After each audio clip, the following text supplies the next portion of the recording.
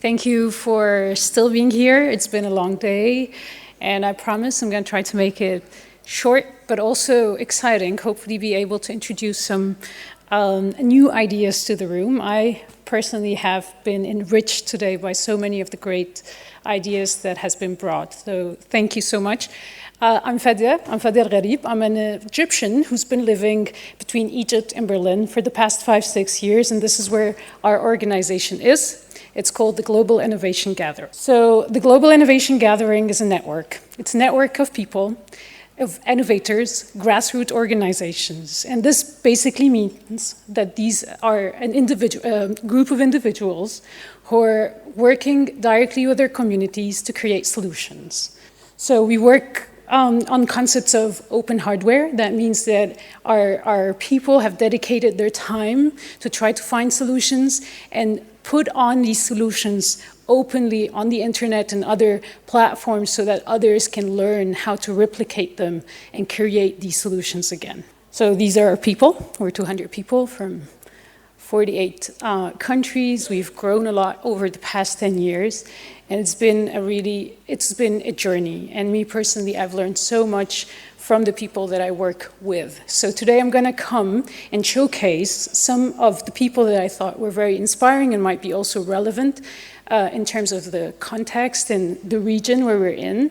So yeah, this is the map. This is where we're based. We're mostly based, our network is based in countries of the global south. And this basically means African countries, Latin American countries, Southeast Asia. We're trying to drive away from that typical dichotomy of developing and developed and invite people to see the world in a different way, right? See it for the complexities that it is and the layers that it has. So this is Nodas Haidif from Basra, Iraq. He is the director of a makerspace called Science Camp.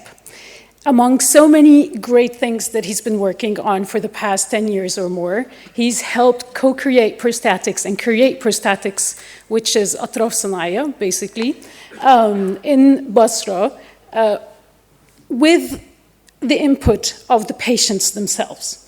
So he decided to fill in a gap in the market where so many people, especially in post-war Iraq, has been affected. You can imagine this. So many people did not have the access to these prosthetics. So what he did, using his makerspace, using digital fabrication tool, is help create the pieces and modify it to fit exactly the need of the patient. So these are some of the concepts in which our members work with, co-creation with the patient, with the end user in the process. So this is Dodgy from Côte d'Ivoire. In his Fab Lab, he's created this revolutionary agricultural solution where, you know, it's a smart agri-box. It's really like a Wi-Fi box, and it helps farmers automate irrigation, lighting, and just maximize yields. And this is something that has been also, again, locally produced based on the information and knowledge that is all over the internet.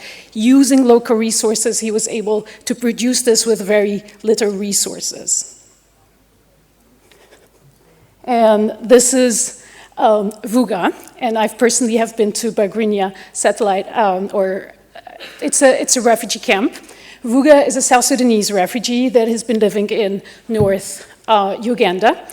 And what you see there is a house prototype that is modular, open, and is really built using all the local resources from the camp. And it's been also a process that has included not only his community members, but also people in Europe, people in Latin America, and so many other members from that community that helped him refine and develop the house. So do you know what is common between all these three people? Basically, that all the three inventions, all that work is open source. That's the kind of work that's openly documented and right now is on the internet waiting to be replicated and used by others to create. Before I go to that one, I want to ask you, what do you think is the link between what I'm talking about and climate change? Where do you think this can help mitigate climate change. And don't cheat from my... So there is no right answer. So all three of them have created products that serves their community firsthand, right? So they did not come and invent this product because they thought it was a good idea. They were trying to solve a problem that existed in the community, in their local or rural community. And then this information was made available for everyone around the world using the magic power of the internet to use. So where is the link? Don't be scared. You can tell me, just guess.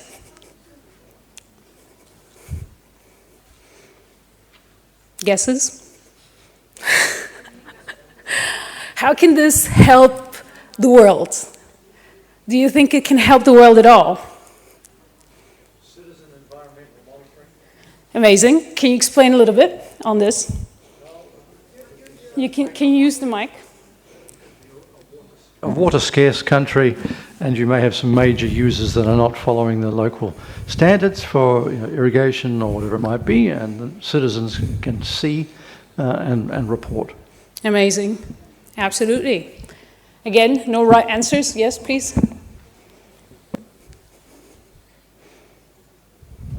They are all community-based solutions that can be easily scalable, and they're great. Scalability. Thank you. That's a very good word. Any more guesses? We're no right, wrong, just guessing.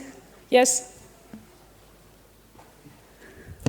هذه التجارب هي نابعة عن خصوصية كل منطقة، أي بأية وسيلة يمكن استغلال الظروف والإمكانيات المادية واللوجستية والبشرية المتوفرة في تلك المنطقة وأقلمتها للتماشي مع هذا التمشي الجديد وتحقيق الأهداف، وبالتالي يتم خلق عنصر التكيف وعنصر الصمود، وهذا هو الهدف من كل هذه السياسات. وشكرا. Thank you so much. I'm just going to translate that quickly. Sustainability and adaptability. So basically these solutions were created to already answer for a need, right? Using, answering a need, but also being customized and adapted to what, the environment is like. So all of these are great answers, and that's exactly it. So this is a different model, a different way to see what could be done by engaging directly to the citizens, right? A lot of times we have big questions and big answers for big things, but many times we forget to go to the person in need and just ask them, what do they need? And how can we do it? My work is really about this hypothesis. The reason why I continue to be inspired by these people is because in my head, I believe that solutions already exist. So answers to very complex questions around climate change is out there somewhere, either have been invented or being invented right now, but are not being implicated, like not being executed. And this is what I love to talk about today. Ooh, I think I'm getting this. So basically, what we can do when we think of all these solutions, we think about scalability. So this is where our network comes in, and what we here come to talk about the power that we do by connecting these different parties from the world. What does it mean if we can connect our Jordanian folks to Egyptians here that probably face similar challenges, right? Because of culture, because of environment, because of this and that. What happens when we bring these people together? What happens if we bring the Egyptians here and connect them to Brazil, somewhere in the Amazons where they're facing something related to a crisis, climate change problem that they're facing? What happens when this comes together? You know what? All three of them also reported that they had in common. After having posted these solutions online, they were approached by people from all around the world who asked them and said, we want to do the same. We want to actually produce this. How did you do it? Can you teach us?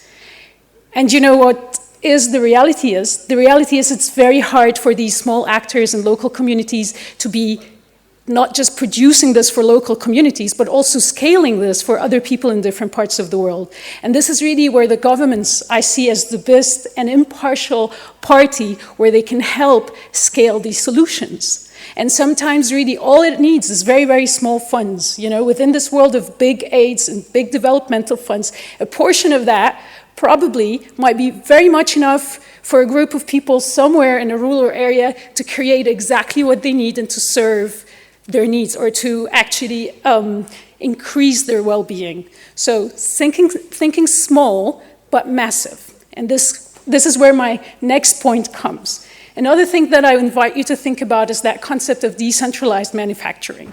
So how can we help? Now, today I heard all this about transportation, big supply chains, people bringing goods, raw materials from Africa all the way to China, and then bringing them back to Africa, and probably with a poor quality, right? If you live in between continents, you also notice that.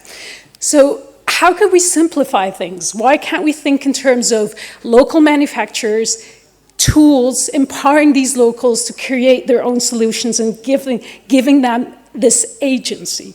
So again, I invite you to think today, small but massive. Small manufacturers, massive distribution. And think about networks. Think about the power of technology and internet, and how could we connect and ensure that this knowledge flows. I realize that I might be over time, so I'm going to wrap this up. So, I would love to wrap up the same way, 3 points. So I'm going to use my notes for that.